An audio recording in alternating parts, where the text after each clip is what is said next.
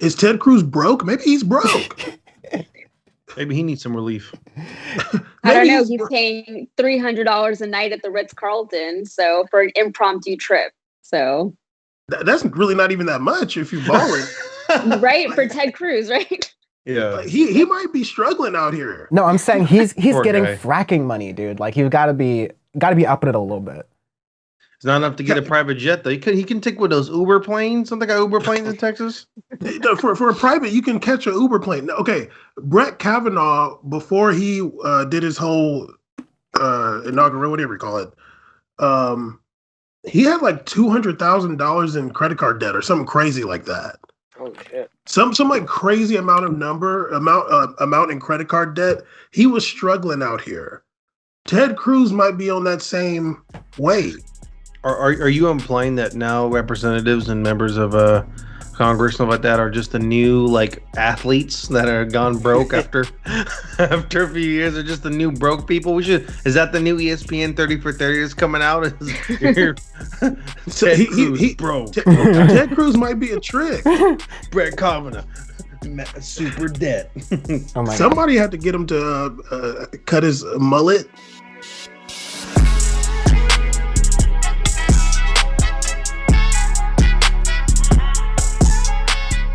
Hello, humans. Welcome to the United Club Lounge at the George Bush Intercontinental Airport in Houston, Texas. This is episode 20 of your Power Report, God willing, and I am joined with one of the cooler panels that we've done on Power Report here.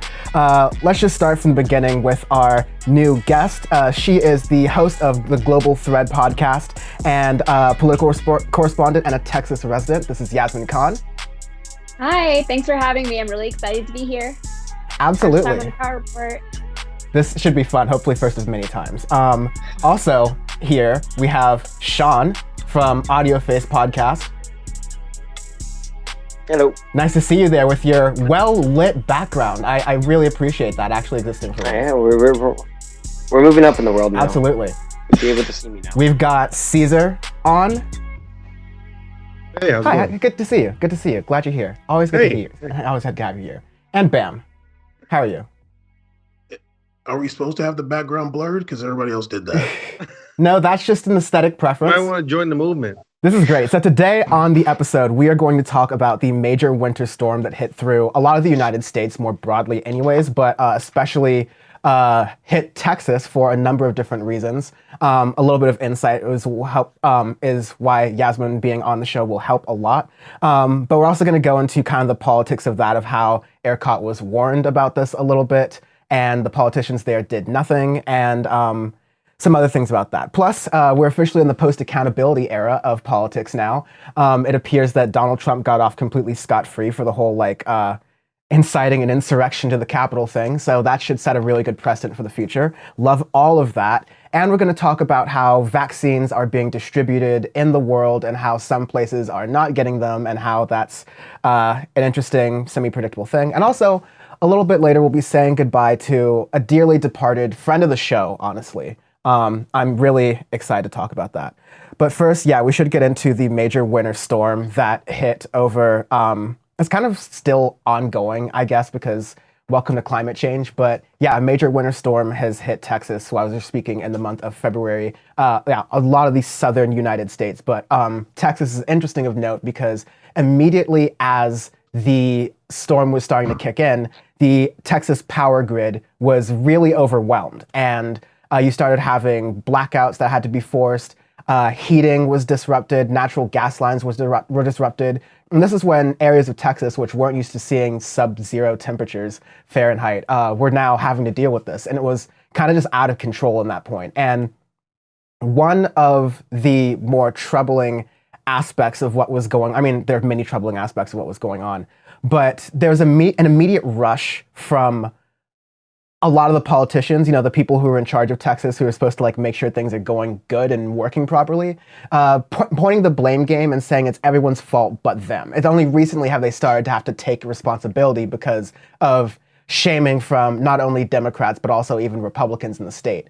But kind of just starting with that, I don't even know if y'all saw the video of Greg Abbott, the governor of Texas, who was speaking on Hannity's show, I believe. What good is it Sean, this shows how the Green New Deal would be a deadly deal for the United States of America. Texas is blessed with multiple sources of energy, such as natural gas and oil and nuclear, as well as solar and wind. But you saw from what Trace said, and that is our wind and our solar got shut down, and they were collectively more than 10% of our power grid. And that thrust Texas into a situation where it was lacking power in a statewide basis. That was power that was spread out by that ERCOT organization that you were talking about. As a result, it just shows that fossil fuel is necessary for the state of Texas as well as other states to make sure that we will be able to heat our homes in the wintertime and cool our homes in the summertime. And he made this comment about, it was a really long meandering comment basically saying that if it wasn't for Texas's over-reliance on renewable energies, that maybe the grid would have been stronger and we would have been able, and Texas would have been able to withstand this sort of storm, even though in the same sentence, in the same video, he's also saying that renewable energies only make up 10% of the power grid. So I don't know, anyone who wants to jump into that? That was just one of the more ridiculous things that I can't believe he actually expected to get away with saying on air, as though people wouldn't actually call him out on it. But like, yeah, I want to know what your thoughts are. He's said it before. No way. I do want to clarify that Texas does get snow, right? Even I live in Houston and it's very humid. It's way on the southern side of the state. We get snow. I've lived here for 20 years and it's snowed maybe a handful of times. It's not like the worst thing in the world, you know, like we shouldn't have, you know, be plunged into this crisis every time it snows. This time was pretty bad though. We did get a lot of sub-zero temperatures across the state. But nothing that happened should have happened. And then once it did happen, then you saw the governor went on TV on Fox News and he started blaming the windmills and he said the windmills froze over. And that's the reason why. That's so doesn't make sense on so many levels. It's so annoying that he even did that. First of all, he didn't say anything for a while, right? Everybody else, it took him a few days of, you know, people already going through blackouts and their pipes bursting and things like that before he even went on Hannity. And then once he did, he started talking about the windmills. I mean, everywhere else in the world, places way, way, way colder than Texas use windmills for energy and they don't have this problem. He's deflecting. He's looking for a scapegoat. That's what he did.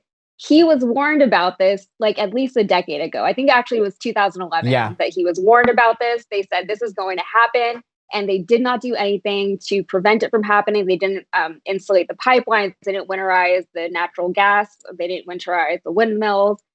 It's his fault that all this happened, and he's not taking responsibility for it. So that's what it is.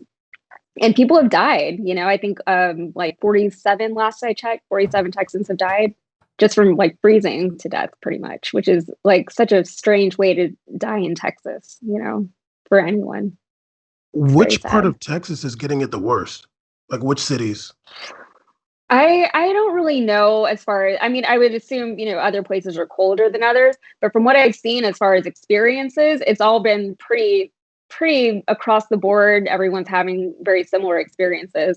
I have friends in Dallas, Fort Worth, Austin, San Antonio, and everybody is reporting similar things. You know, people have lost power for, you know, days at a time, not just hours, but days. One of my best friends here in Houston, she lives in a skyrise not far from downtown, and she lost power for like 40 hours or something like that. Jesus. And you can't go anywhere. So even if you have somebody who does have power, you can't necessarily get there because the roads are frozen over. We don't have snow plows in Texas. We don't have, you know, salt on the roads and things like that because we don't need them most of the time. So usually whenever it gets this cold, we just sit home and, you know, wait it out, and it's not a big deal.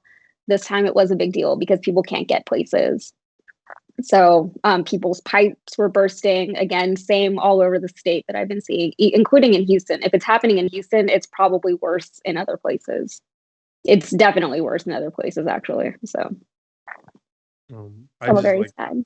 On that statement, I thought it was really funny that he wanted to blame the wind turbines. I'm like, that's like that. Your number one attack is just 25% of the electric source of an entire state of Texas. 10%, like, literally less than 10%. I thought it was 24. At least from what he said in the quote, like it was just a low number. Yeah, like 51% is natural gas in that state. Like, and they have nuclear, they still have solar, they have other sources of energy. If you have a grid system that if 20% goes down, the entire state goes into a just mass energy issues and $4,000 bill. That says more about like the infrastructure that you set up. It's not really Yeah. it's not to blame renewable sources. It's about you needing to take a step back and go, oh, maybe like what we're doing here isn't operating to like the best standards. Because that it and it was honestly just it was like so cheap and corny to me. I'm like, you're still being salty about what happened previously Yeah. and what's going on with like Congress and what transpired the last couple months. That this is really a good time for you to take this attack to take the blame away from you stepping up in your responsibility. At the same time, Biden already put in the order to have Federal Reserves to help out the state. So it was corny to me. Like it was like, let me distract some of the anger people have right now with what's going on off me and put it on to like the other party so they can like feel the heat of the people being upset in Texas. Yeah, yeah. And something else that I don't know if people realize, but Texas is, I mean, we're all oil and gas, right? And Houston specifically is the oil and gas capital of the world, not just the country, but the world. So what we have going on here energy wise has international implications. And for him to imply that the wind, the one sustainable energy source, that's the one to be blamed. It's ridiculous because everything else that we do is all about oil and gas. The United States claims energy independence because of Texas, because of our offshore drilling and because of fracking and things like that, which is a whole other story that we're not going to get into right now. But it's kind of goofy.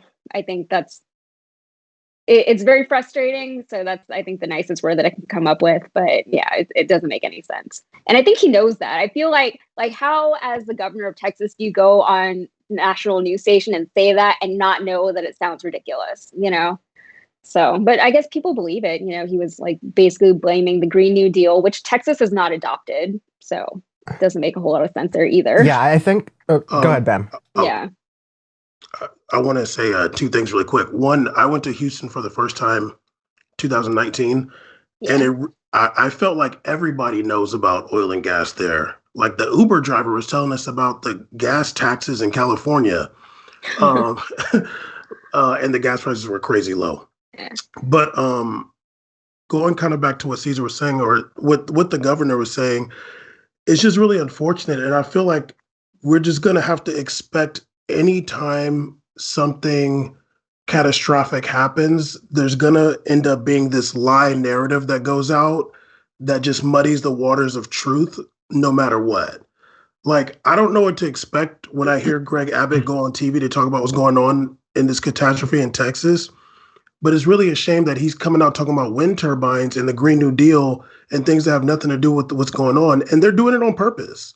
Like, they know that that's what's worked for the Republican Party, at least since Trump's been there, to just muddy the waters, just, put out this narrative and that put out a complete lie narrative.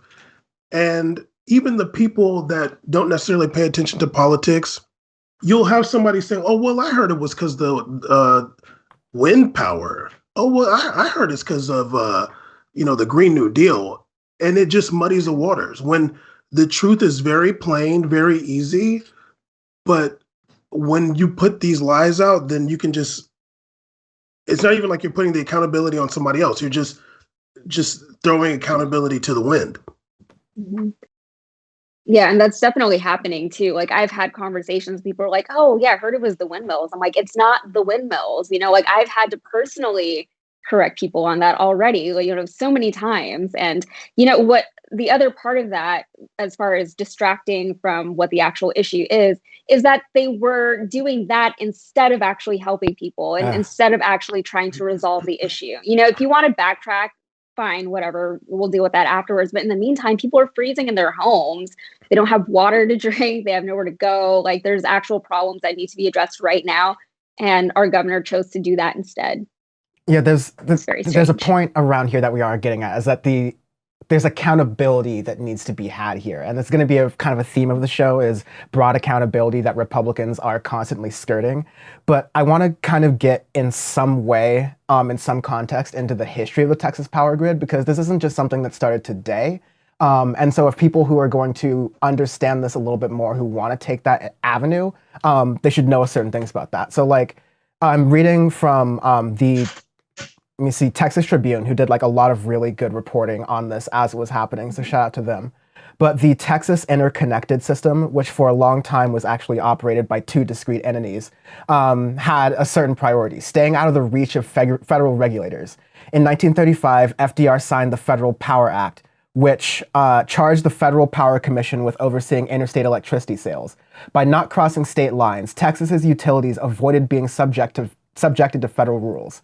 Quote, freedom from federal regulation was a cherished goal, more so because Texas had no regulation until the 1970s, writes Richard Cudahy in a 1995 article. ERCOT was formed in 1970 in the wake of a major blackout in the Northeast in November 1965, and it was tasked with managing grid reliability in accordance with national standards. The agency had assumed additional responsibilities following further electric deregulation in Texas a decade ago, and the ERCOT grid remains beyond the jurisdiction of the Federal Energy Regulation Commission, which regulates interstate electric transmission. That's basically all to say that it's been in the history of Texas to have things their own way, do things their own way. Sure, like that's the state. That's what you get to do as a state. But always facing the possibility of wanting to secede. They wanted to make sure they had their own power grid.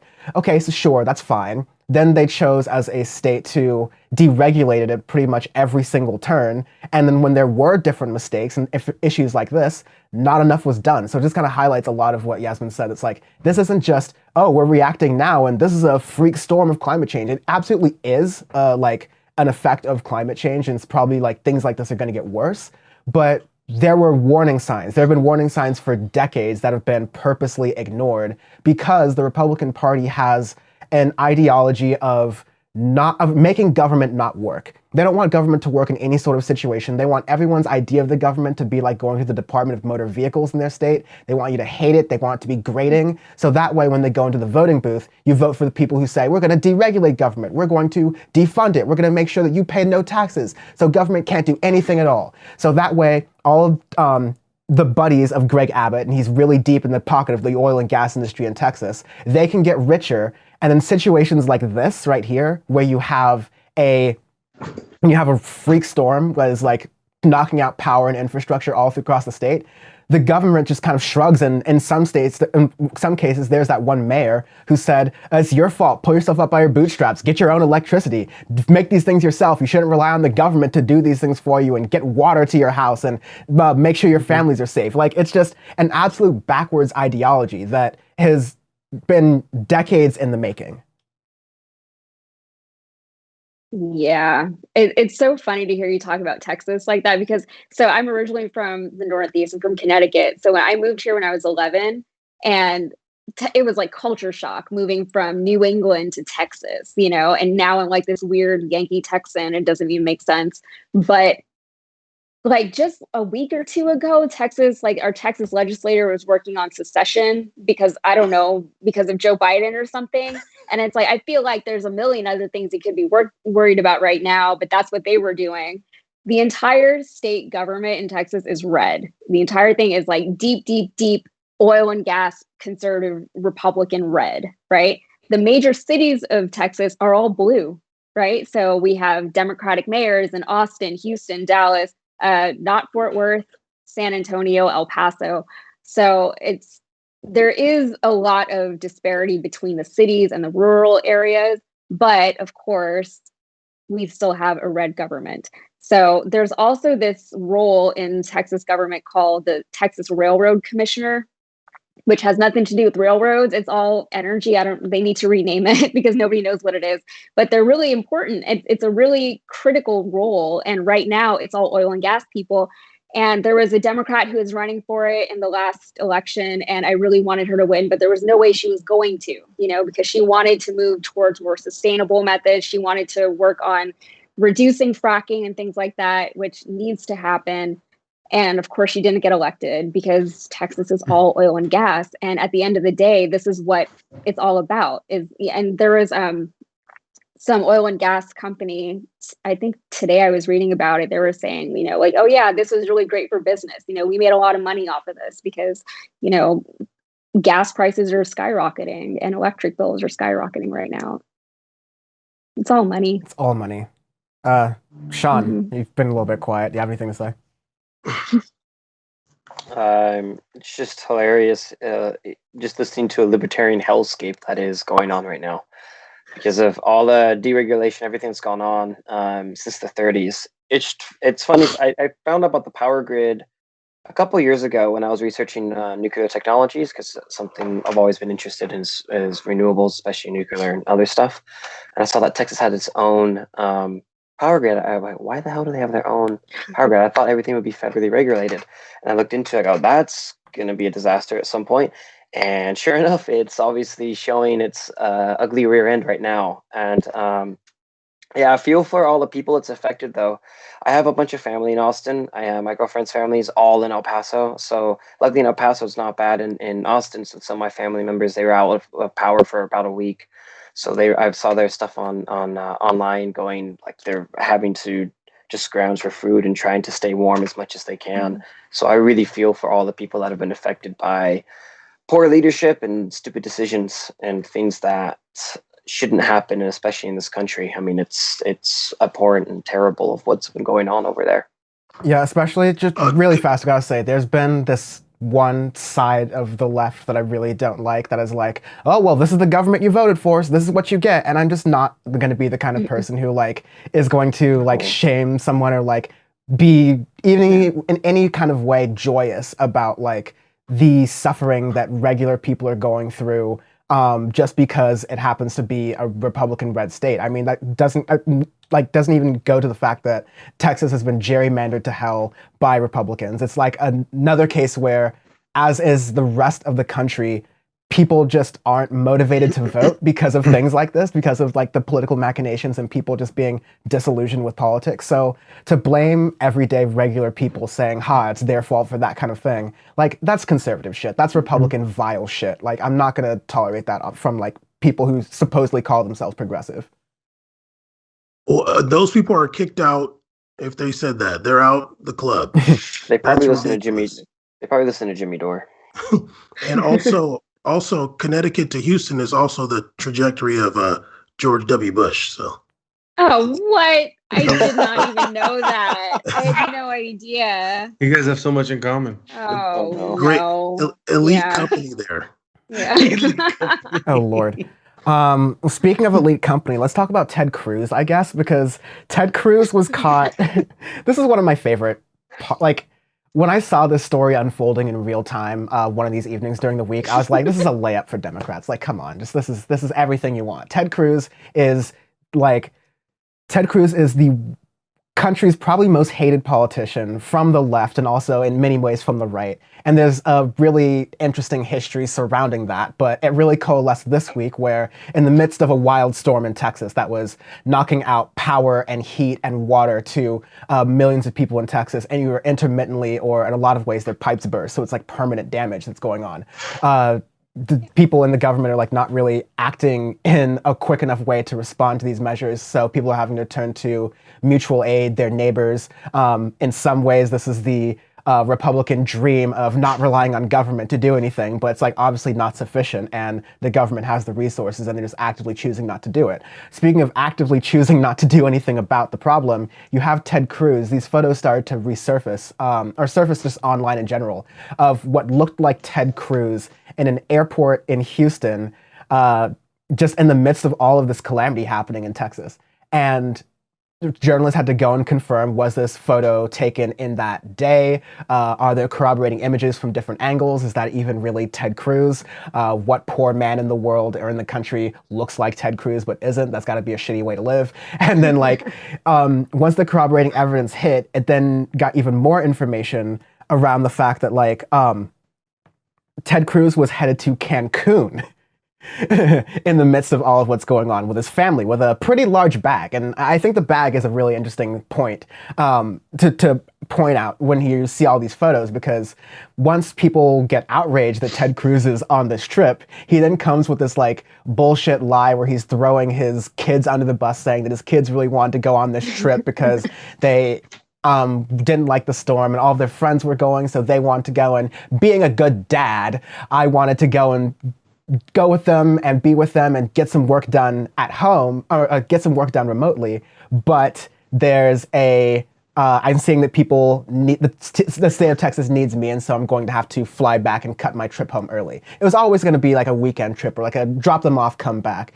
Never mind my very large bag that was going to be meant for a couple days during the Senate recess or anything like that. Just being roundly railed in the media. It was very funny. And I have a lot of thoughts about like this moment in Ted Cruz's political history and where we can go in the future of that. But I want to get everyone's reactions to that ridiculous shit that was happening.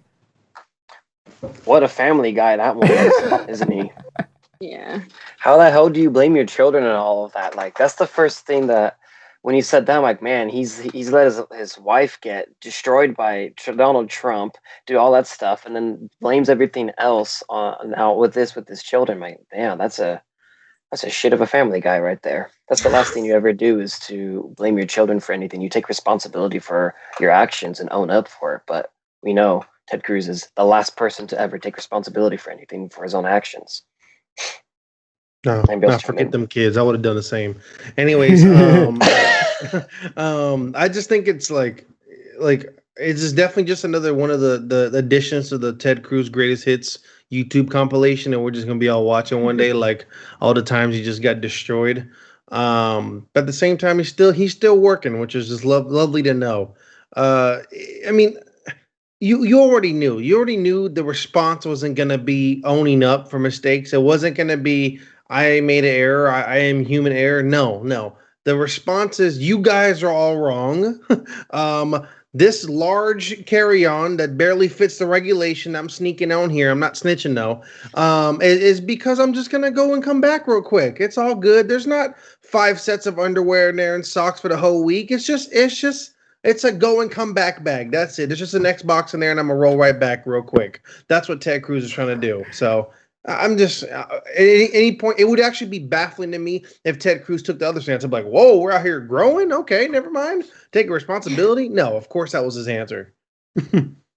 I think my favorite part of this whole saga is whenever he was coming up with all these various lies as to why he did what he did, the person who outed them was one of like this very close friend of theirs in a group text with his wife. I was like, man, nobody likes these people. I don't even like that they live in Houston with me. I don't even like that they're in my own city. By the way, Houston did not vote for Ted Cruz. Houston went for Beto, by the way. We don't even like him here, you know? Yo soy Beto. And then yeah, like whatever. Beto is Beto, but he's not better Ted than Ted Cruz. Let's say that. We'll say that, yeah. And then it's so funny to me that he's doing all these things, and all the lies that he came up with were so easily disproven and so quickly. You know, it's like, what was your goal here? What were you planning on doing? How are you? But the thing is, yeah, Ted Cruz never has any kind of accountability anyways. I don't think he was too worried about it. The other thing, I guess when he saw all the coverage of everybody talking about, you know, oh, Ted Cruz left for Cancun, that's ridiculous. Nobody actually asked for him to come back. He could have just stayed. It would have been fine, you know, because the thing is, everybody here is already doing the work. And then he puts out a tweet like, oh, we're going to get power back to all the people who need it. It's like, yeah, we were already doing that. So now he's just taking credit for everybody else's work. All these Democratic mayors and all these activists and volunteers, all these people who are working their asses off all week. And when he left, that was the peak of it. You know, if he was going to be like, we don't need him now, you know, we needed him then. If we needed a senator, if we needed a leader, it would have been then. He didn't Goddamn do it. AOC is out there raising like nearly $1 million plus. Yeah, she's in Houston right now. Well, yeah. Didn't Beto O'Rourke even do stuff? And he's Beto and AOC, yeah. He was like doing some fundraising. Like, what the hell? Yeah. That's not even a job of his. Yeah. I'm gonna quote Jay-Z. I remember Jay-Z said, I don't land at the airport. I call it the clear port. I was just tripping that Ted Cruz is flying with other people. You don't become a Republican senator to fly with people. You fly private. Like, is that bad for like, he's rich. If I'm a Republican senator, nobody cares about your corruption. Nobody has any standard for you. I'm flying private on the people's dime. He tried to save some dollars and got caught up in the people's WhatsApp messages because he saved some dollars too. It was Coach, and he was trying to get he was on standby for business, and he didn't get it or something like that. It was like, what is happening? It would be great to be flying to Cancun because you're trying to avoid the storm in Texas. You're like, holy shit, am I sitting next to Ted Cruz? That was literally a selfie of these two kids who put the smiley faces with the sunglasses eyes over their heads with Ted Cruz looking down on his iPhone. It was so clutch. Hey man, you're on this flight. Ain't you supposed to be working or something? What are you doing here? This you? Shell out those 8 racks and fly private like a real one. You're a Republican, dude. You got fracking money, son. You got oil money. You got gas money. You can get Trumper money now. The thing is, I mean, I can go into my whole thing about Trump grifting, and fuck it, I will. My show. I'm gonna the aspect of this is just the aspect of Ted Cruz has just spent the latter part of the past 4 years caping for Donald Trump, the person who, as Sean alluded to earlier, made fun of the appearance of Ted Cruz's wife, did some of the most nasty attacks we had seen in politics up to that point against Ted Cruz. And I'll always, always, always point to that photo of Ted Cruz, the sniveling little bitch, phone banking for Donald Trump that one time during that during the 2016 election, once the entire party had to coalesce for they had to coalesce around Donald Trump because they knew that he was the avenue for power, right? And so Ted Cruz has just been just this slimy sort of person trying to make the cleanest argument for Donald Trump's sometimes messy things, like finding a way to be in favor of the border wall, finding a way to do all of these things that there are constituents in Texas who didn't like, right? But you have to remember that Ted Cruz was elected off of this, some would call it populist right-wing sentiment. I don't think there's populism on the right wing right now. I think it's just a never-ending torrent of bigotry, racism, sexism, and all these other different things. But Ted Cruz got in during the Tea Party revolution. I believe he was sworn in 2013, so it's during the 2012 midterms and all that stuff. And he was known for doing these long filibusters, basically jamming up the gears of government, basically making the case that people shouldn't get health insurance if they don't want health insurance, which is an insane argument, especially now during a pandemic. But Ted Cruz has made his political bet on being the voice of the mob and reading the tea leaves of the mob. And rather than respecting the wishes of his constituents or respecting the wishes of, honestly, his own self-respect or his family's self-respect, he's constantly looking for the easiest way to add not only just shame to his record, but the easiest way to figure out where the mob is so he can game that for political power. And it's gone all the way to this point where I still don't know what it's going to be like in the next 4 years. Maybe Ted Cruz's bet is right, and the Trump wing of the Republican Party becomes the Republican Party more broadly, or maybe that already has happened. I don't know. More on that later, maybe. That might be the case, right? And Ted Cruz is right. And Ted Cruz, for having made all of these positions in the past, will align closely enough with what that mob wants, and Ted Cruz will ultimately be president and maybe get elected. I don't think so, because people ultimately dislike the guy, but that's his bet, right?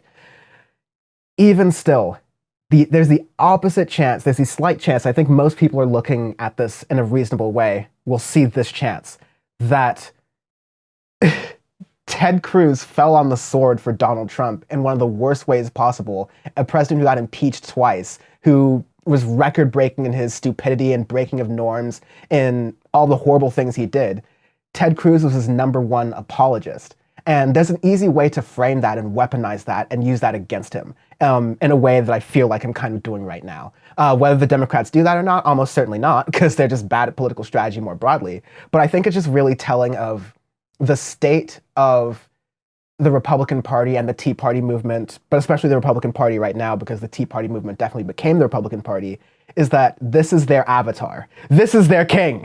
And this is the sniveling little brat that they've got. I remember one time I was in a coffee shop in Fort Worth, and I was like, I overheard these two dudes behind me, and they were talking, and they were like, yeah, we need to come up with a strategy for the Republican Party and whatever year it was, and who's going forward. And they were talking about like who they want to run for president for the Republican Party. And they were like, yeah, I guess it's going to be Ted Cruz. Like he kind of sucks, but he's the best we've got. That's what they said. Other Republicans who were going to like help get him elected to presidency were like, yeah, he sucks, but he's what we've got. So that always kind of stuck with me. That was maybe like 6 years ago or something like that. But we don't like him here either.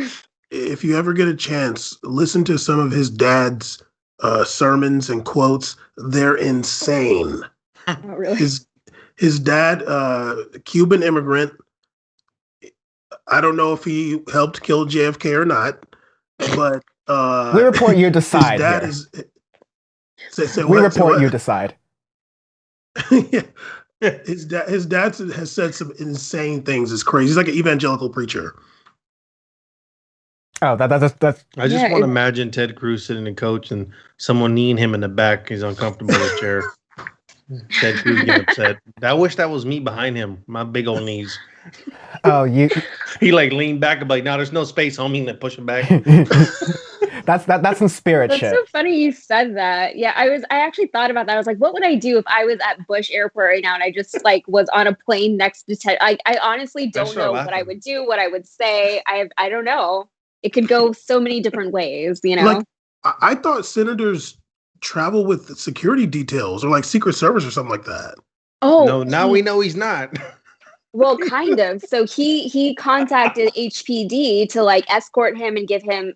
And this is in the middle of the city is in crisis, and he's taking cops now to go help him go on vacation. And there was a security guard parked in front of his house the whole time who was apparently watching the dog. That's cool. Weird. And his dog's name is Snowflake, which is also fun. It's just like so many layers to Ted Cruz right now. We barely even gotten to the fact that he's doing this like little trip in the midst of COVID-19 ravaging Texas and as well as other parts of the country. But like, again, more on that later. Ted Cruz is such an ass clown. I'll wrap up this bit of things by saying there's a ton of mutual aid efforts that are happening, that are going on in different parts of the entire state of Texas. There's too many to really list right now, but I'll put them in the description of the video and the podcast so people can check them out, really support them. They take like Venmo, Cash App, all of those things. Because as we learned a lot in 2020 with mutual aid for rent and Black Lives Matter related things and like the Iowa derecho and all these other different things that were happening, building a left power that is able to support people when the government is failing, as the government continues to fail and do nothing, that will definitely help build credibility in the long run for the movement. But also it's just like a good thing to do for people who are definitely hurting. So check out those links in the description right there. Is Ted Cruz broke? Maybe he's broke. Maybe he needs some relief. I don't know. He's paying $300 a night at the Ritz-Carlton, so for an impromptu trip. So that's really not even that much if you're balling. Right? For Ted Cruz, right? Yeah. He might be struggling out here. No, I'm saying he's getting fracking money, dude. Like, you've got to be upping it a little bit. It's not enough to get a private jet, though. He can take one of those Uber planes. Don't they got Uber planes in Texas? For a private, you can catch an Uber plane. Okay, Brett Kavanaugh, before he did his whole inaugural, whatever you call it, he had like $200,000 in credit card debt or something crazy like that. Oh shit! Some like crazy amount in credit card debt. He was struggling out here. Ted Cruz might be on that same way. Are you implying that now representatives and members of Congress and stuff like that are just the new like athletes that are gone broke after a few years? Are just the new broke people? Is that the new ESPN 30 for 30 is coming out? Ted Cruz, bro. Ted Cruz might be a trick. Brett Kavanaugh, super debt. Oh my God! Somebody had to get him to cut his mullet.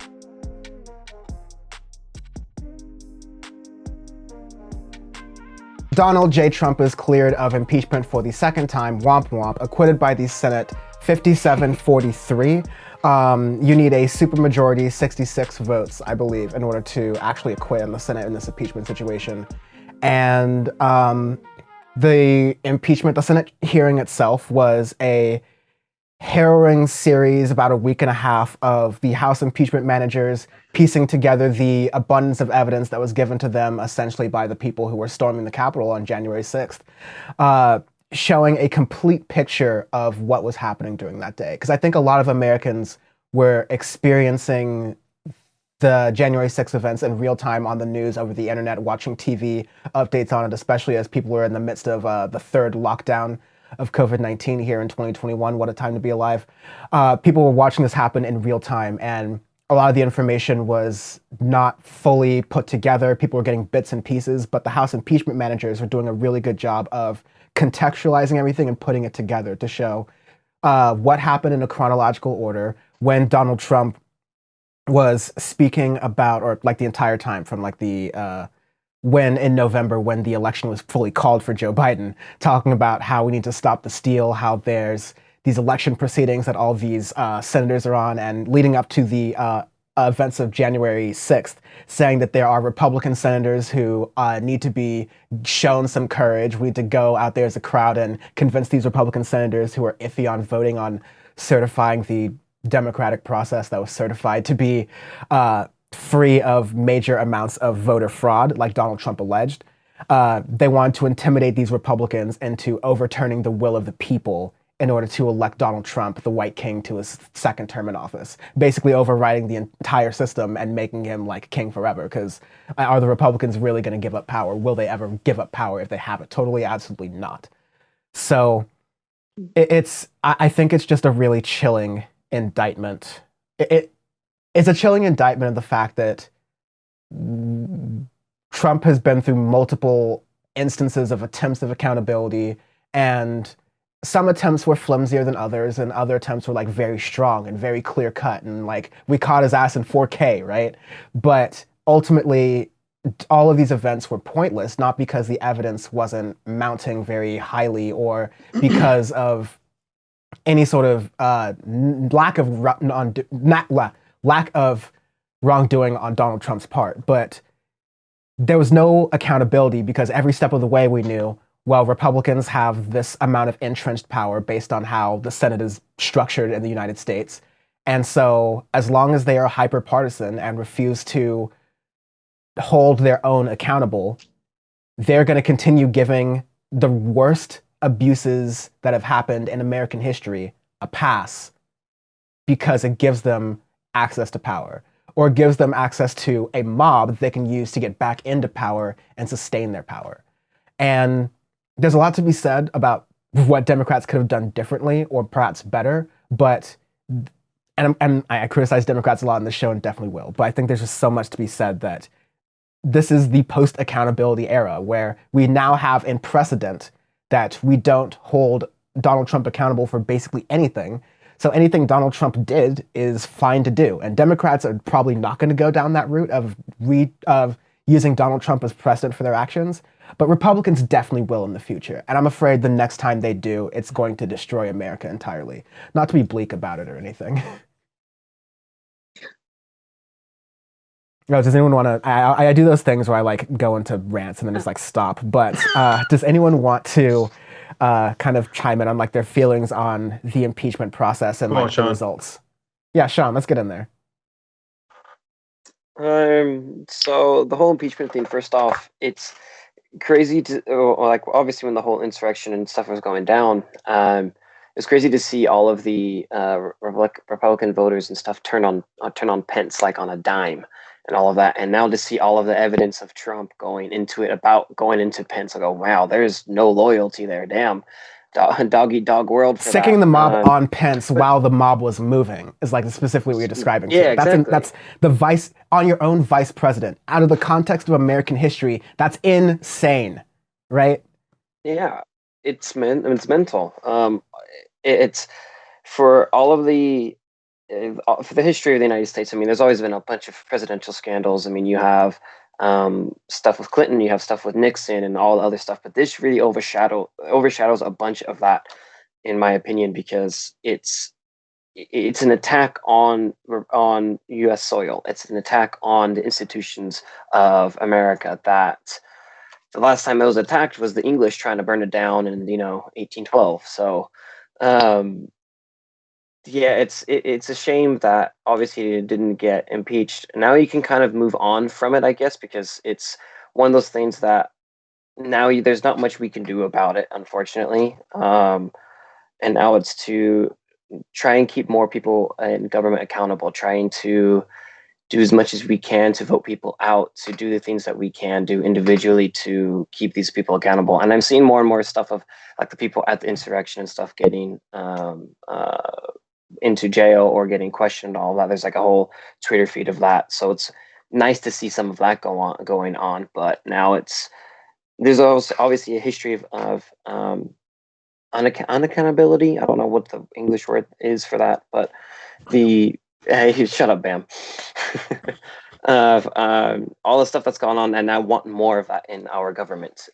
More things to be put in place to keep presidents accountable, to keep people in government accountable for all of that. So we can move forward now and try and move past it, but never forget and never leave all of that stuff necessarily behind. But yeah, those are my 2 cents.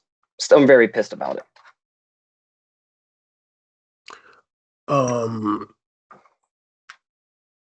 Can I go? No. It's kind of crazy. Trump is still saying he won the election. He was having some.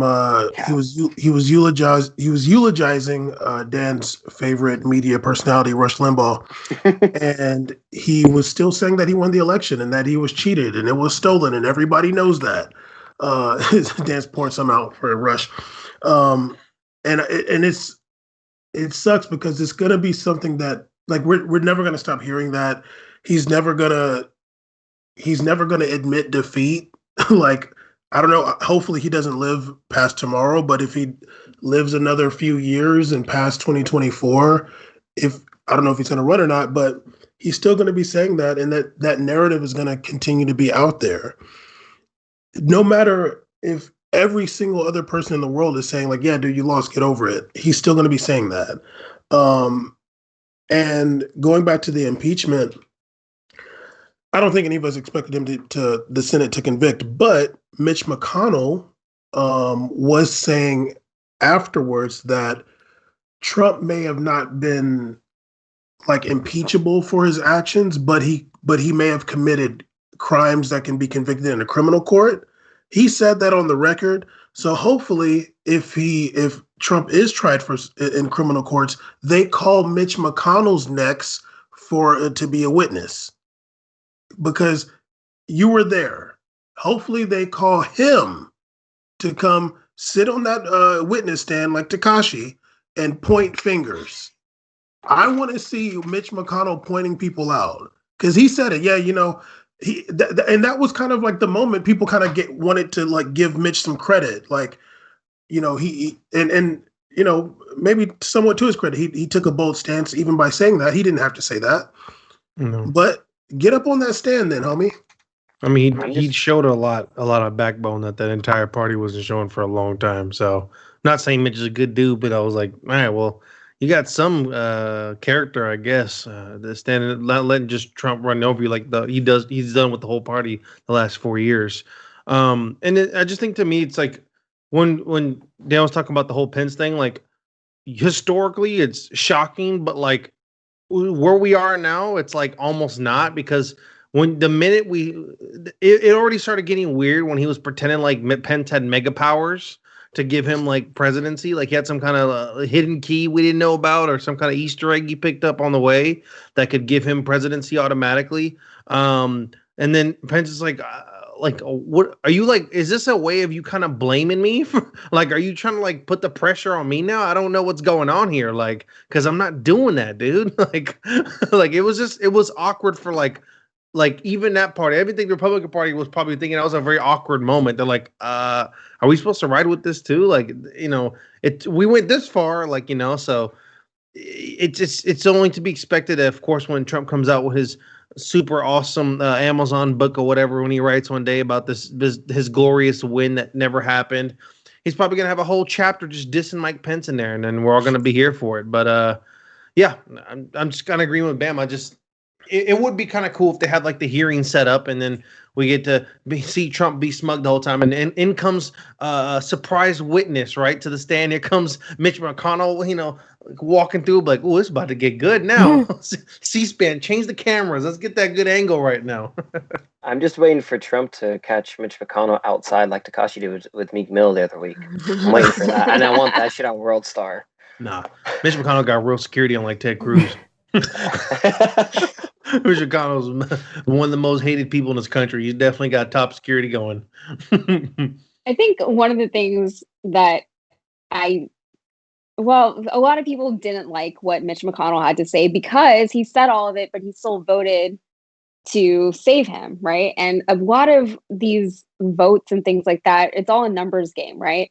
So they needed 2/3 of the Senate to vote. They didn't have the numbers. They knew they weren't going to get that many Republicans to flip on the other side of the aisle. So what you had now was a situation where the majority of senators voted to prevent him, to bar him from ever running from office again. But the majority still wasn't enough. They still lost that election. So somebody like Mitch McConnell now, he can come out and say whatever he wants, but his voting record still reflects that he voted to save Donald Trump. He still voted with Donald Trump. Part. And at the end of the day, that's what people see. That's what people remember. And that's what matters. He can say whatever he wants. It doesn't matter. If he testifies against Trump later in court, that'll be something. I'm not holding my breath for it, but it won't. Yeah. Yeah. I think that's like a nice thought experiment for the idea of Mitch McConnell having to, in like a season 7 of Game of Thrones kind of way, like backstab Donald Trump himself. But like, again, I don't think that's going to happen. I think it's more likely that one of them dies beforehand.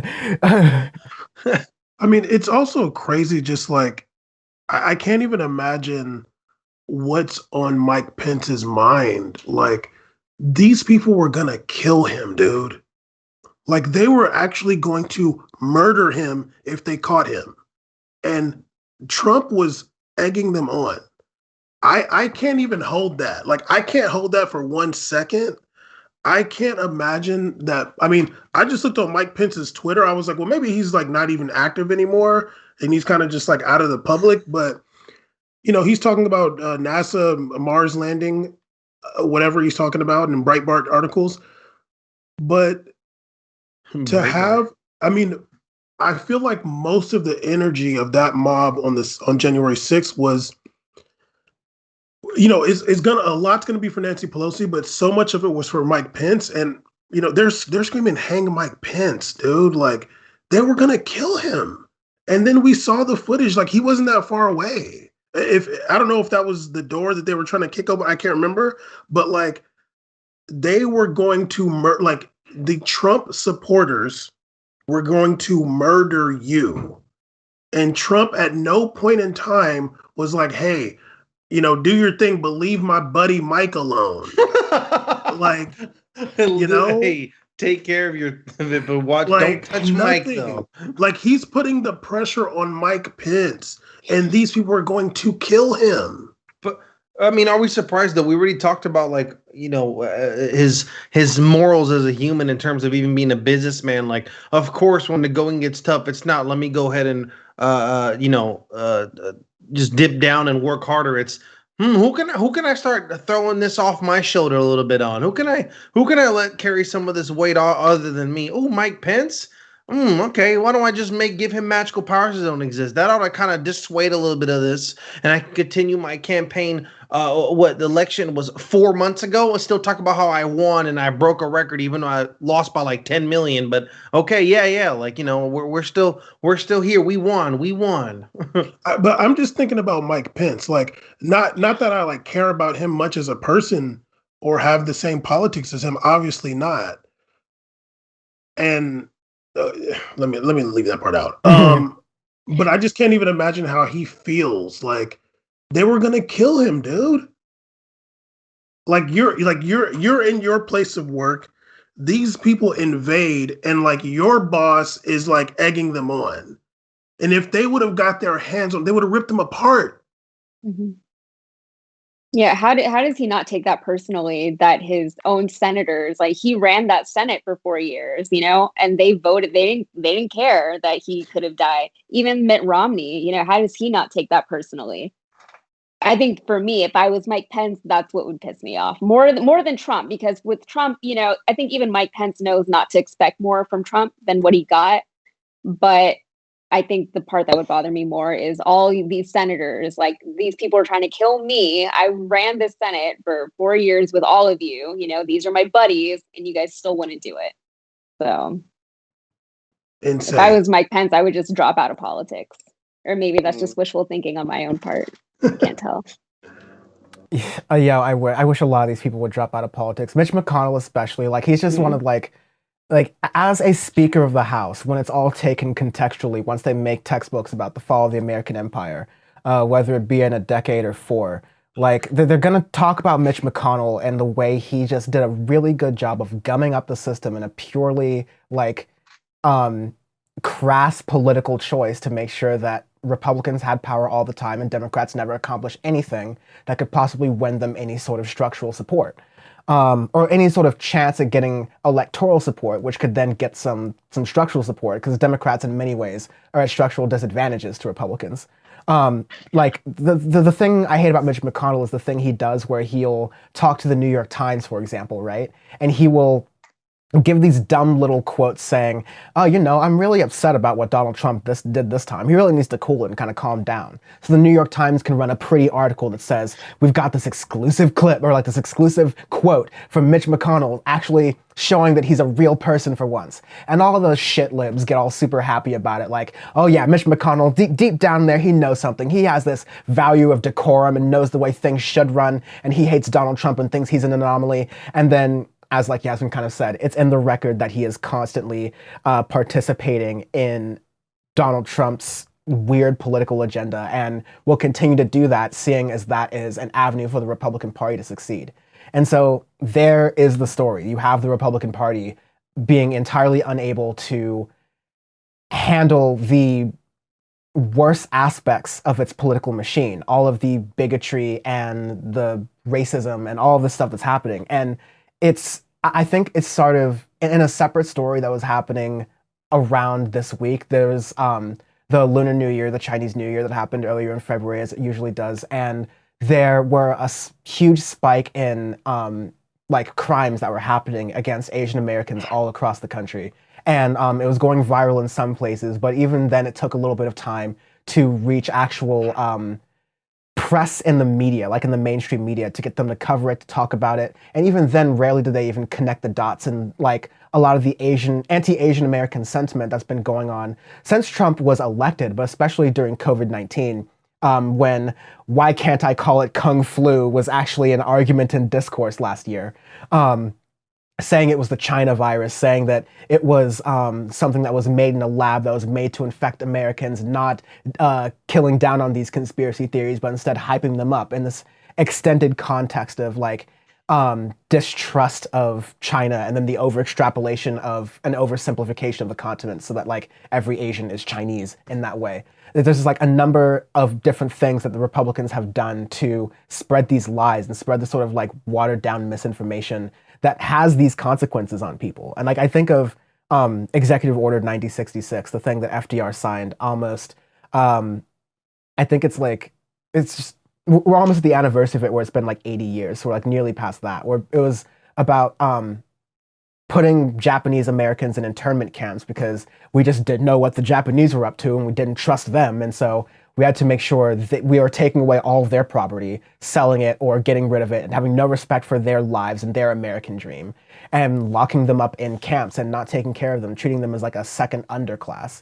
I use that analogy a lot more than I do like the World War II Europe analogy and what happens kind of there, because I think Americans distance themselves from the idea that historical atrocities can happen here, when in reality, they happen here today and have happened very recently in our past. And so to just see a lot of this, like the context of everything going on with this violence that is continuing to increase, And when you look at, is there any sign of this like getting any better or changing, or like anyone being held responsible for the rhetoric they're using? And you have Republicans who are saying, no, this is a free speech matter. I should be able to say whatever I want to on Twitter. And that's somehow relevant to the way you speak about an entire population of people from a bully pulpit, from a stance of having some sort of influence on others, and using that to spread like brain poison and hatred in other people that leads to violence and death.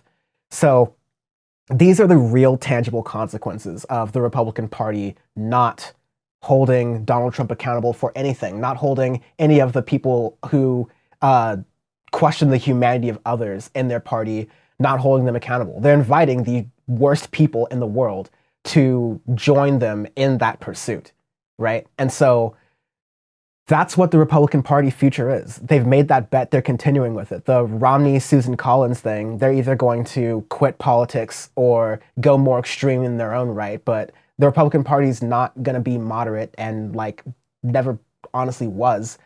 And so I'm kind of just stuck with that feeling. Maybe I'll kind of toss it to everyone, but maybe especially Bam, because you're the usual optimist of like, what sort of accountability can be had other than eradicating the Republican Party in the democratic process in whatever way it can be done?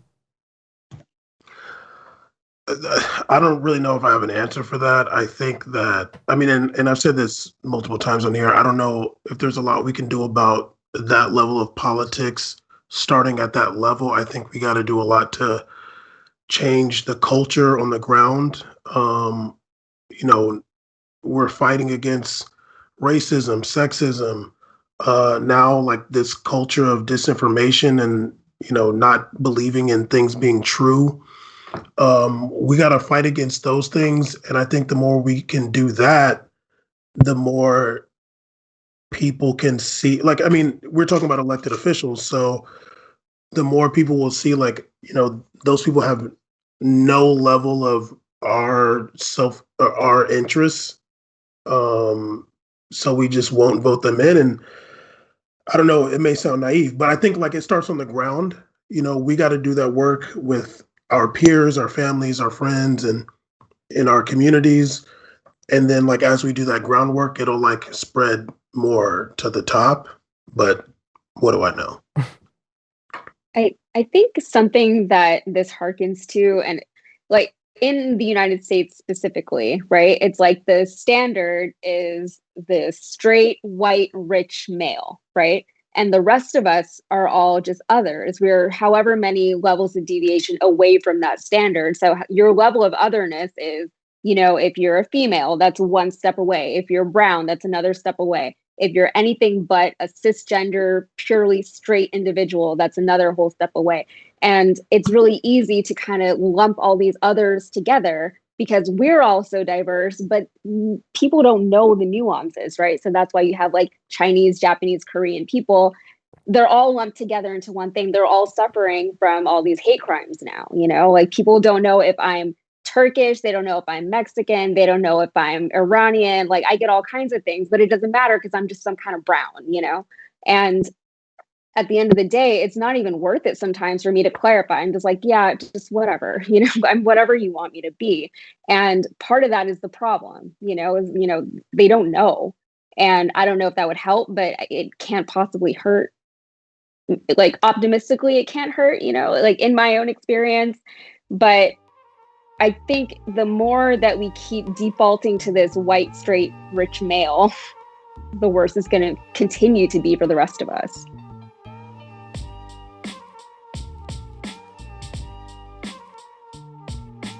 COVID-19 continues to ravage the world. We've literally talked about COVID-19 on literally every episode of Power Report except for the first 3, so not literally in my overuse of the word literally.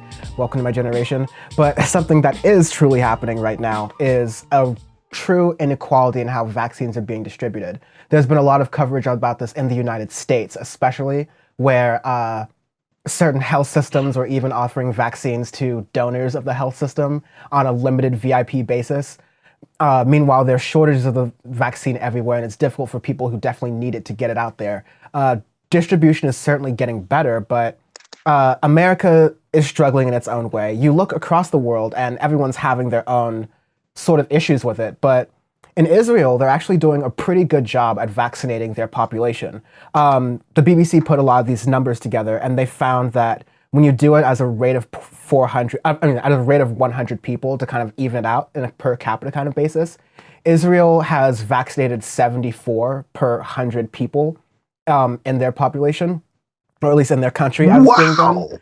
That is, we're at like 18. yeah, the United States is at 16, the United Kingdom's at 23, the United Arab Emirates is at 51, China's at 3 roughly, Germany's at 5, Russia's at 3. They're still like kind of getting going right there. Suck. Yeah, there's definitely a lot that can be done there. But I mean, this is a really good thing to say. Like, you can go into the number of reasons or like advantages Israel may have as a country to get their vaccinations like ramped up really well. But it's definitely a really good thing that they are getting vaccines into people very effectively in a clear, like well thought out process. I want other countries to be able to do this because at the end of the day, the sooner more people get vaccinated, we get true herd immunity, not the kind Donald Trump and the Republicans are trying to spin about where we all get the vaccine, everyone dies. I mean, none of us get the vaccine. A lot of people die, but we all get caught with the virus, so we just sort of live with it. True herd immunity, not till then can we start to get a resemblance of the new normal or back to normal or whatever. But of course, that's not always this isn't the full story. And there's the fact that the way Israel has been distributing its vaccines has been very inequitable, and a lot of people have called that out. So to go to a New York Times article, which I went to this only because the New York Times, especially in this case, had the well-written argument of like, as it happened chronologically. So there are a lot of Israel's critics who said that international law obligates Israel to give Palestinians access to vaccines comparable to what it offers its own citizens. But supporters of Israel's policies contend that Palestinians assumed responsibility for health services for their population when they signed the Oslo Accords in the 1990s. And basically it was a quibble over which batch of laws should we point to say that Israel has the responsibility to give their vaccine to people who are in its sort of territories. And this became the sort of thing where a lot of the right-wing media in Israel started to attack the BBC for pointing out this thing that it seems like under a number of different international laws and procedures, it seems like there should be a more equitable distribution that Israel is doing in the occupied territories that they're currently looking over. But another quote from there, the Palestinian Authority did not initially lead public calls for Israel to vaccinate Palestinians. Ahmed Majdalani, the Minister of Social Development, said the Palestinians did not publicly demand that Israel give them vaccines at first because they thought they would obtain what they needed through international donations, contacts with pharmaceutical companies, and private discussions with Israeli officials.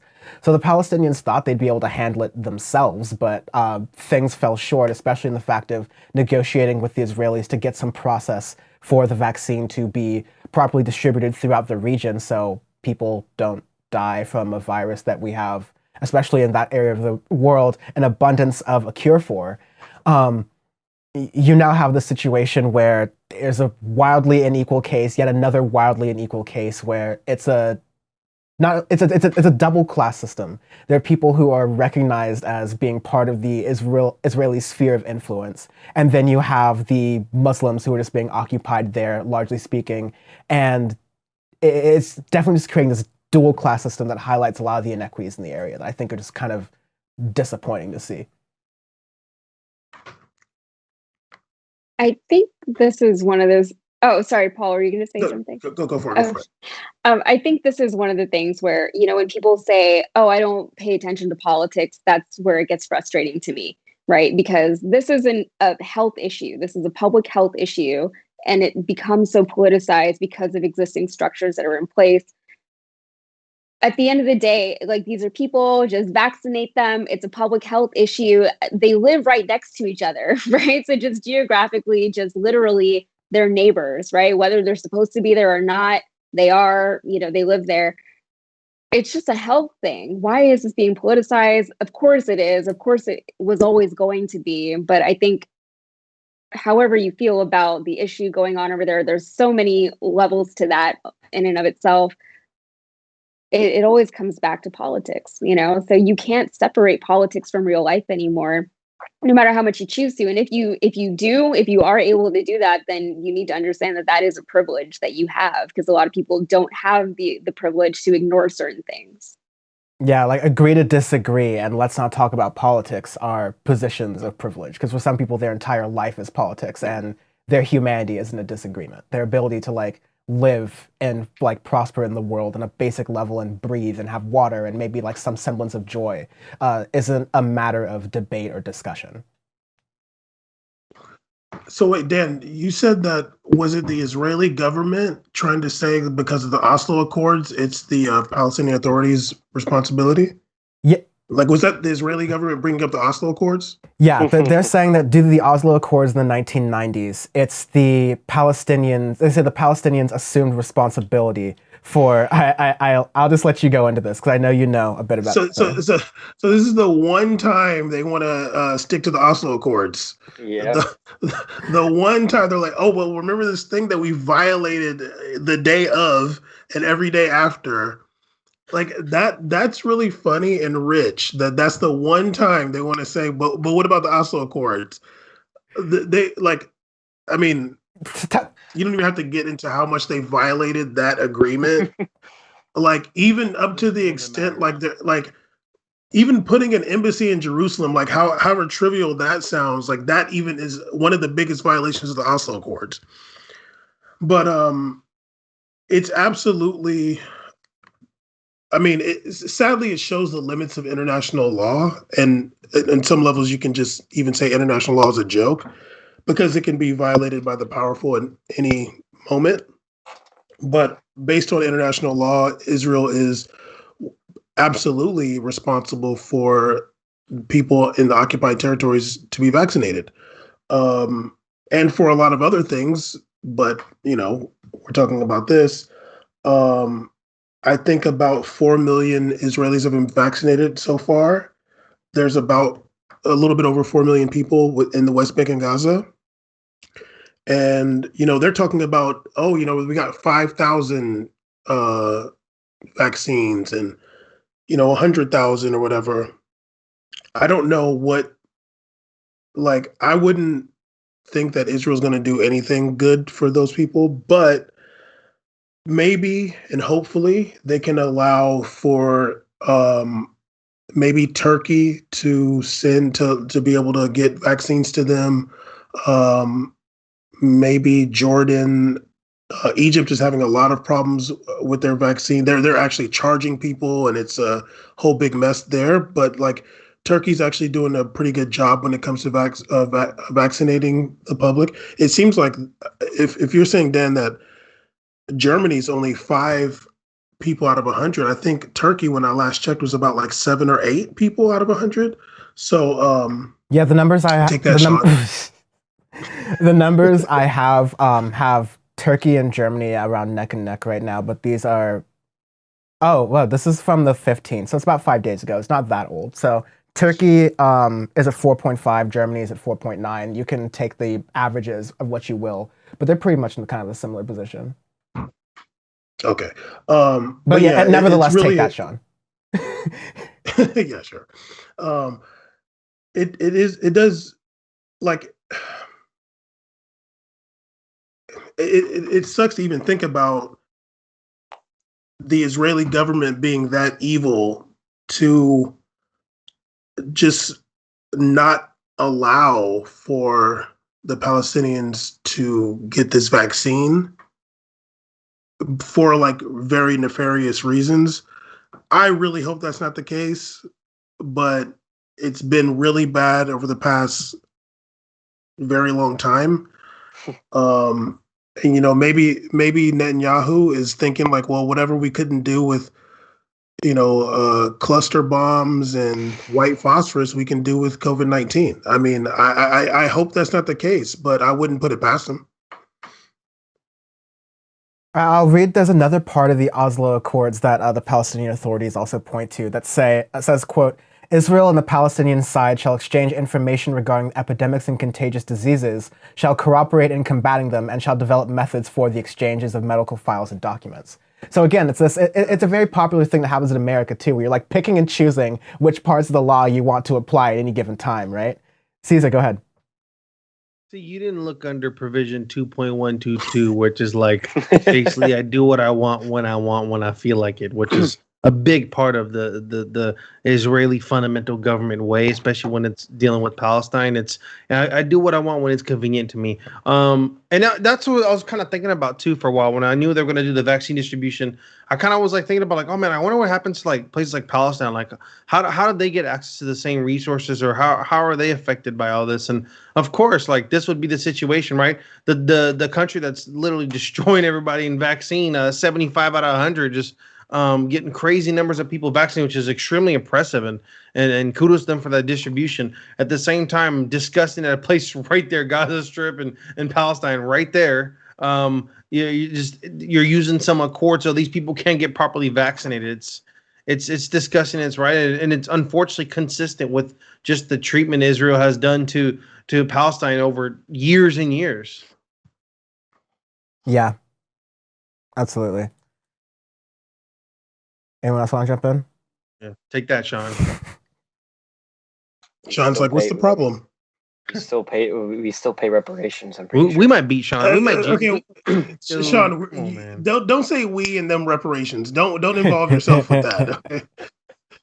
There's a cutoff date for your Germany for my involvement.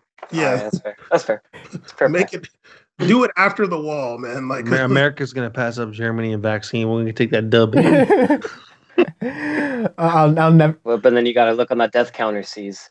You gotta go. Whoa, man! Whoa! No, we're not flexing death numbers here. America flexes death numbers. Whoa, Dan, please. I will point out for years, man. He's like, oh, we're winning this. We're winning. Lives in America, Dumbo. Look at our numbers. I will point out for the record that Brazil and Russia are neck and neck in vaccine distribution. So that is 2 per 100. Where my flag go? Well, even places like Brazil and Russia, really big countries that have communities that are like, for all intents and purposes, off the grid. They're like, they were talking about the indigenous communities in Brazil like really getting ravaged by COVID-19. And based on the Caesar's president that he voted for, Jair Bolsonaro, no. Like his campaign was about an antagonism towards indigenous people of Brazil. Like, is he going to take that same approach? Like, divert those vaccine trucks? Absolutely not. But and the funny thing is like no, I'm just kidding. But it's funny. Like Bolsonaro has been absolutely the most inconsistent president I've ever seen. Like it's becoming like laughable because at one point it becomes, oh yeah, I'm gonna be giving people relief every month of like 55 reals per month for Brazilian citizens during the COVID for 3 months because my numbers are really low. Numbers go up. I pull back the relief fund. We're going to be working with Pfizer to get vaccines. Vaccines come. Don't take them. You're going to turn into an alligator. Okay. Take them if you want. It's just the most weird. It was like, I don't know. I think he just gets up and just like decides today, this is how I'm going to get down. Like, I don't, and of course, when it comes to anywhere that's not a beach city, I could give any less about. Like it has to, all I care about is the South, Rio de Janeiro, Rio, and that's it. And that's like the primary focal points. And of course, I just got to go to Brazil because I work there. Like that's literally his approach to anything when it goes to Brazil economics and like what's going on with Brazil and the vaccine distribution. And Manaus. Okay, here's a question. Do you guys think that it might be better? It may have been, since it's already happening, like the United Nations task, or the United Nations tasked more in delivering the vaccine? I don't trust the United Nations with anything, really. So. I mean, I mean, they did. Well, we were just talking about basically with Israel vaccinations and stuff, saying how so many countries are above international law and all that stuff. So I don't trust the UN doing shit because there's so many things that have gone on within the global politics that the UN have not come into and have failed miserably at. So I wouldn't have really trusted them too much with vaccine distribution or anything. There's other ways you could do it without involving them. No, I think so too. I mean, I'm just kind of throwing it out there because you're threatened with certain governments neglecting certain parts of their populations, or like Israel neglecting like an occupied population. I mean, even not to get too in the weeds, but like even with Morocco and the Western Sahara, like there's other situations where there's a government that's occupying a people and they are antagonistic towards those people. Like what makes them stop being like, oh yeah, the vaccine truck crashed. Good luck, you know? It's a great point because it makes you wonder, like, what's the point of like what are international powers doing to regulate this and like to enforce on some of these countries that think well they've taken temporary ownership or like ruling over certain regions in the world. It's like, oh, it's all good when it's trying to extract wealth and your own benefits from the land, but when it comes to giving back to the lands that you're occupying and running now as a government, now you don't want to distribute health for the people. It can't be like that. It needs to be a two-way street. So I definitely think that hopefully at some point maybe this is brought up in some kind of media. Of course, I think you brought up UN as just like an example of some kind of body of going in. Not necessarily we want the UN rolling in there, but no, I get it. Yeah, I always wonder sometimes because the UN, they'll say things like, "Oh, you can't do that," and then that's it. That'll kind of be the end of it. Like, yeah, like a lot of finger wagging and that kind of thing, and you're just like, "All right, well, thanks for that," you know. And then it'll kind of just stop there, you know. Like the UN condemned this. Good, yeah, we can all see that this is bad. Thank you for making it official. Like, so, but yeah, like maybe somebody should do something. Your boy Bush was the first one. Oh my gosh. He can't be my boy Bush. He can't. And now forever on Power Report. That's Everyone. Wait. New Haven. He's from New Haven. No, I'm from Bridgeport. So okay. New Haven is over there. All right. That's the bougie part of New Haven. Haven't I heard right? The bougie part of New Haven is just Yale. Outside of Yale is not great. Yeah. They get it cracking in Connecticut. Well, I've known a lot of great people from Connecticut. Not to disparage your Bam's slander over here with Bush. Thank you.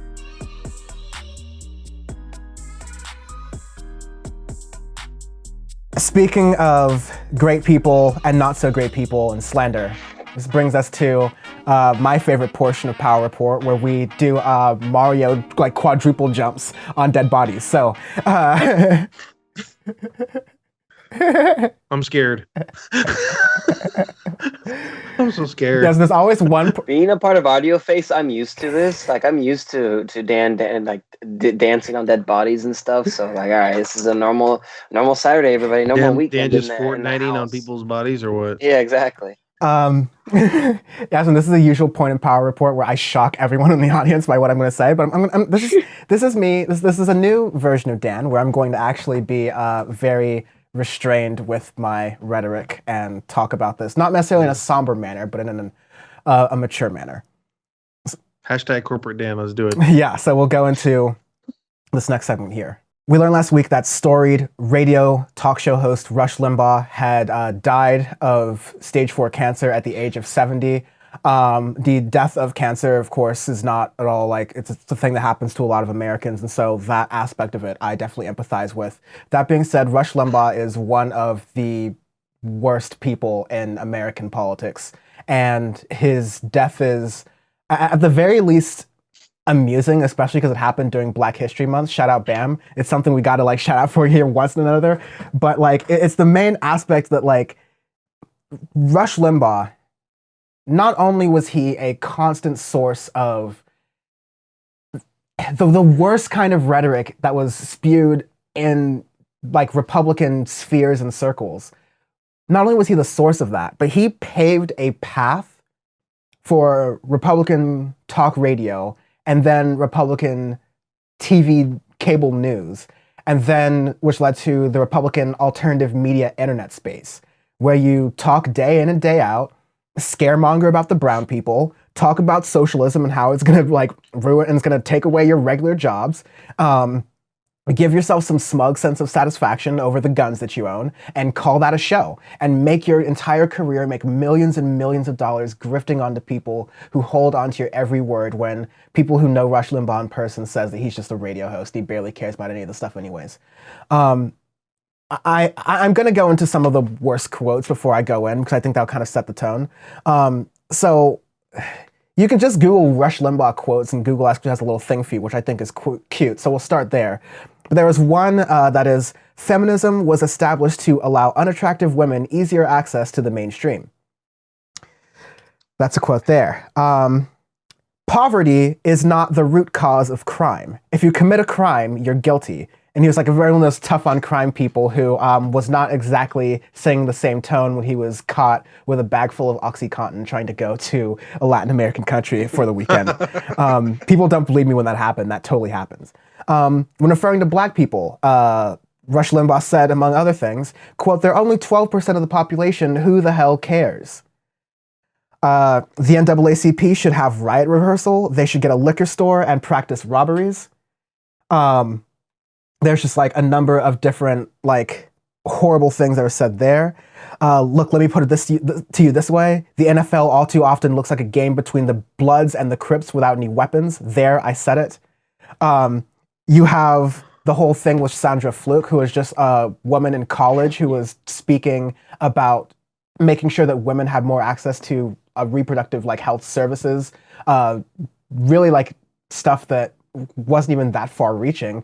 Rush Limbaugh then decided to respond to that very like normal sort of like assessment of what the needs were at the time by calling the woman who talked about these things a quote slut, and saying that the government should pay for her being promiscuous in society, and then like weirdly making this a weird thing about him.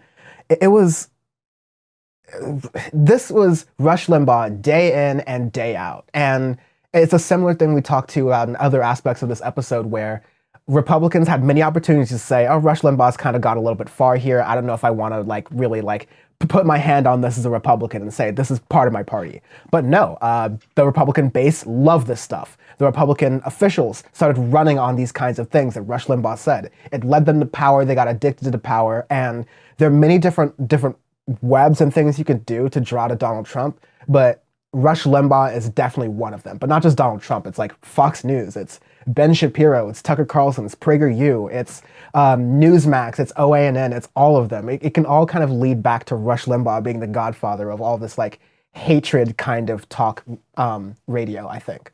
So hearing that he's dead, fuck him, is my opinion.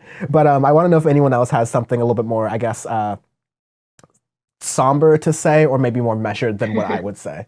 I'm totally open to that. Well, I think one thing is people like my age, they don't understand of how big Rush Limbaugh was back in the day. Like he was the biggest dude in radio, and radio, especially in the 90s, was your go-to for a lot of political stuff. So he's reaching influence on a sphere of people was huge. And I think that a lot of people don't understand that because, you know, those past 10 years, he's slowly gone downhill a bit and whatnot, especially with his health and all that jazz. But the stuff that he said was so influential and stuff that it was really pushed into Republican spheres. So then a lot of those lawmakers started to listen to and say, hey, I'm listening to Rush Limbaugh, Brit Hume, whatever it is, that would then be put into politics into America. So there's a lot of his like anti-immigrant rhetoric, a lot of his stuff, like he would make fun of people with AIDS, and he would like laugh on people who would die of AIDS. Literally. So many just despicable shit that he would do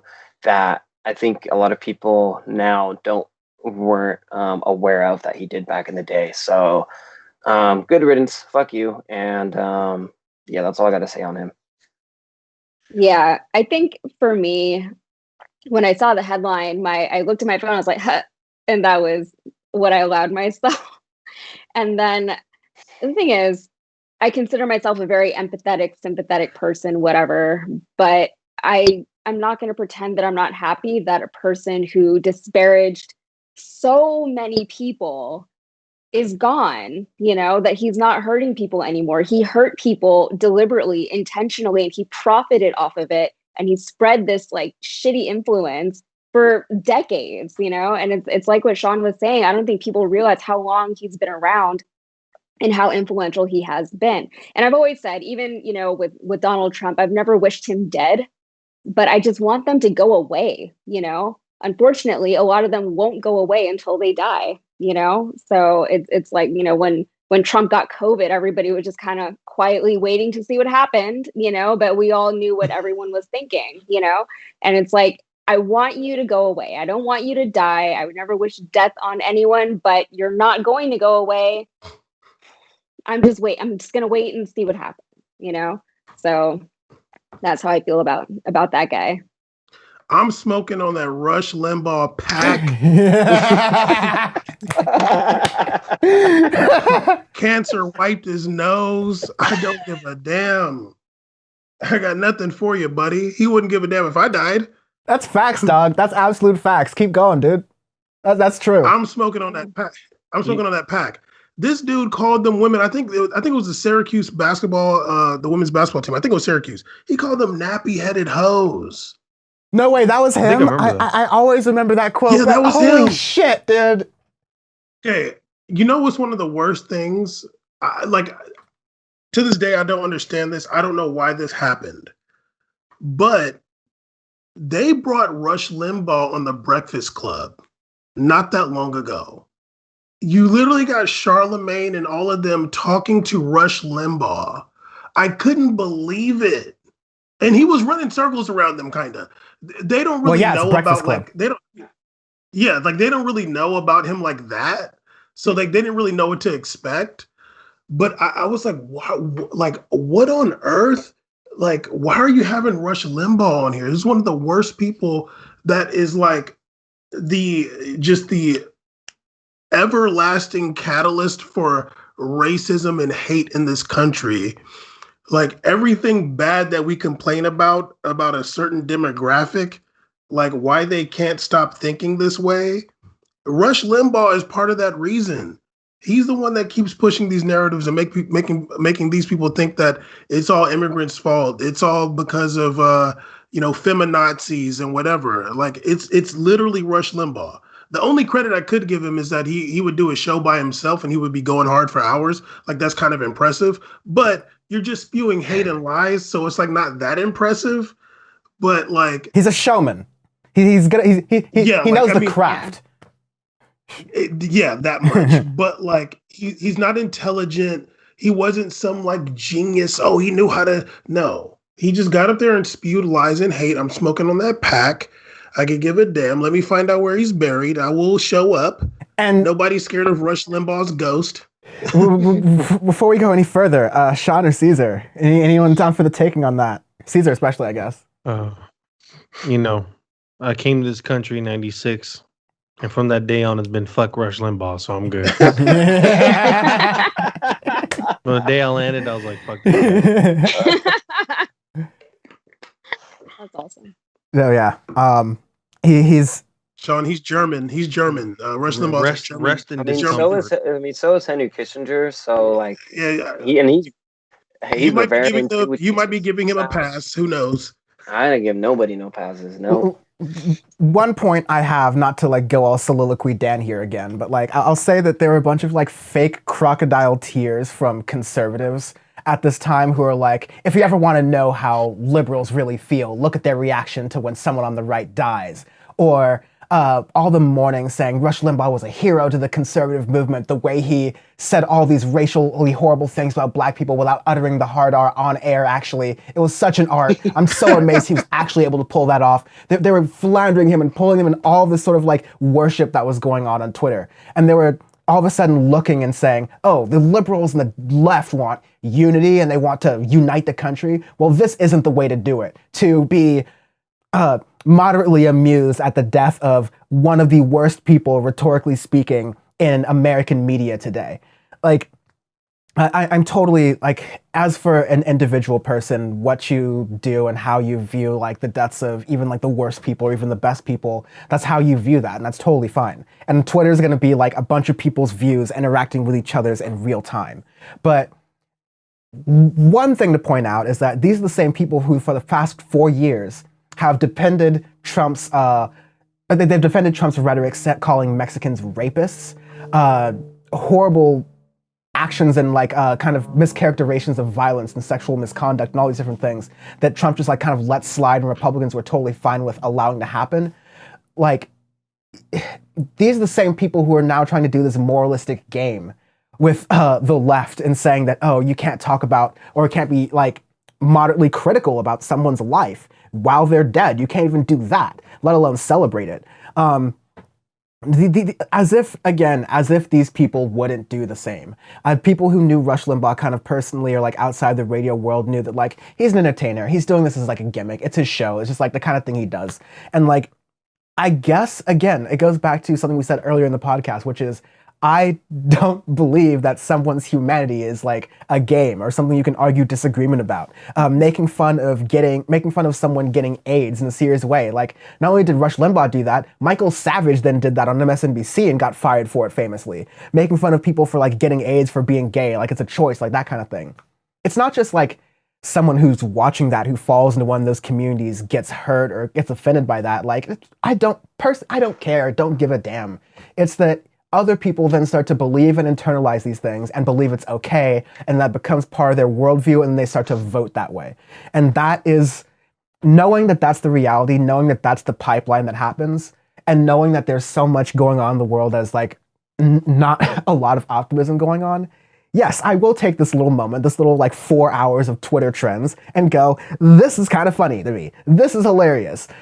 This is some sort of like vengeance, at least in some sort of cosmic tale kind of way of what's going on. Not everyone has to feel that way, but if someone is doing that, just mind your business is basically what I would say. Well, and then what did they do when Ruth Bader Ginsburg died? You know, it was the same thing. And Ruth Bader Ginsburg never talked shit about everyone, you know? So she never personally offended every minority group that was around, you know? So whatever. I'm not going to take moral advice from these people. They're not going to make me feel guilty about who I am as a person. But are you smoking on that pack, though? Am I allowed to say some wild? A little bit. Caesar, go ahead. Yes, Caesar, go ahead. Can I say something wild? Yeah. Oh, I guess it was just a late birthday gift, you know? Oh my God. That was for you. Happy belated birthday. Yes. Yeah.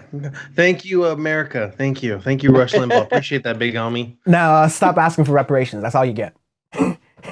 Oh damn. This Black History Month was the Gorilla Glue Girl and Rush Limbaugh dying. That's what we're gonna remember it as. Oh, Dan, you've gone too far. I probably have. Yeah, absolutely. This has been Power Report. I've thoroughly offended everyone listening and participating in this experience, which means I've done my job thoroughly well. Of course, thank you very much, Yasmin, for being on. Hopefully, this is not the last time, but people can find your podcast, Global Thread, pretty much wherever they listen to podcasts as well. You have social media. Where can people find you on that?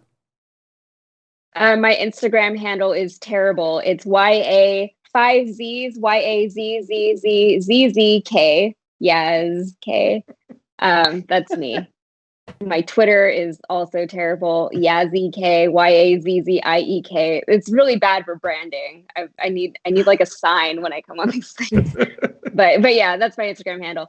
And yeah, the podcast is a much easier name, Global Thread. And this Monday's episode, we're going to be talking more in detail about the energy crisis in Texas, and not just that, but how this, you know, harkens back even to Enron days and, you know, all the deregulation and things like that, how we got to this point. I think it'll be a good episode. I'm excited to listen to your episode about Lujain in Saudi Arabia. I'm excited to listen to that. Oh yeah. That's an interesting one. It's a good one. If I do say so myself. Can I say that? No, absolutely. This is Plug Island over here. This is the part of the podcast where we're just absolutely shameless. No, but seriously, before we get into the true shamelessness that Power Report fans know and love, Yasmin's stuff that she's putting out is phenomenal and fantastic. She does appearances on friend of the show, John Idarola's show, Damage Report. Really great on there. I absolutely love the work you're doing, especially with highlighting global issues. And so we appreciate you being on the show. Before we round out, Caesar, where can folks find you, Mr. Streamer Guy? Hey, yeah, you guys can find me on Twitch on We Made It C's. All the handles are pretty much the same, but even my Instagram. Just recently fixed that. I'm not flexing. I just fixed that recently. Okay. So yeah, you guys can find me on there. I stream on Monday, Fridays, and the weekends. Come through. Let's have a good time. Yeah, let me know if you're from Political Report, and you can bash me for what I just said today. Yeah. I'm definitely gonna bash Caesar for misusing the branding. We rebranded the show. Damn it, we worked on this, Caesar. Power Report, not Political Report. The hell? Oh, No, it's all good. Yeah, you're good. I wasn't born here. The number of times Hassan said that, it's triggering. So good. And also, all the links will be in the description of the video and the podcast for people going through these things. Bam. Yeah, we're doing the best soccer podcast in the world. We made a podcast. Check that out, all podcast platforms. Yeah, it's everywhere. And we do talk about politics and things on there at times when need be. We'll be having a Black History Month special soon, talking about the lack of Black coaches. And yeah, check us out. And in our Free Discussion Society, we just had a really good one that Dan and Sean were there for. Caesar was not. But we did have a really good Free Discussion Society this past week, and we'll be having one in March. We will probably be talking about healthcare. So I'm going to be sure to publicize that to all the people who love Medicare for All and Jimmy Dore, so we can have an excellent Free Discussion Society about that. No, I'm kidding. It's a good space talking about politics and not even just political issues. Last one was just very just about like life, and so it's a really cool space for conversation to have that will continue to grow and flourish as the times come. So freediscussionsociety.com for that. Sean, let's see how good you are at audio face plugs. All right, so you can find Dan and I at Audio Face Pod on Instagram, YouTube, on Twitter, all that jazz for our podcasting stuff. So we like to do our music podcast, but everyone here knows that. So you could also go find clips that we're posting pretty much daily at youtube.com/audiofacepod to go see our mugs on camera and to laugh about musical artists doing dumb shit. So there you go. Fail. I was literally about to say so proud of him. It's been a long time coming, about 176 episodes. Dan has traded me after years of just going, I don't know what to do for plugs. I don't do this. Go listen to us. We're at a solid 4.5 out of 10. Keep going, buddy. We're almost there. Yeah, I mean, slowly but surely we'll be. Next thing you know, we're going to have our own like merch and shit. No, so. Sean's graduated from the cattle prod. He's doing a really great job. This is really working out right now. He's just going to have a recording of Sean and just pop it in whenever it's time instead of Sean actually talking. Hit him with the pre-record though, and of course, yes. What does it mean to play us out?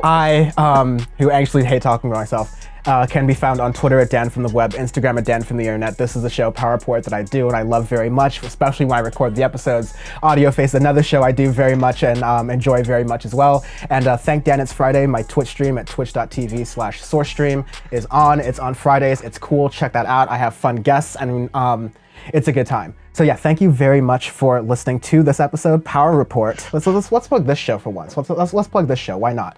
Power Report World, Power Report WRLD on Twitter, Power Report World on Instagram, powerreport.world for all the links to subscribe on your favorite podcast apps. It's on youtube.com/Dan from the Internet for all the videos. And yeah, we're gonna have some cool guests on. We're gonna have more panels like this in the future. That'll be really dope. So we appreciate you for watching, checking those out, and we'll talk to you soon. Stay safe out there. Canada. I'm almost certain that's not Canada, man.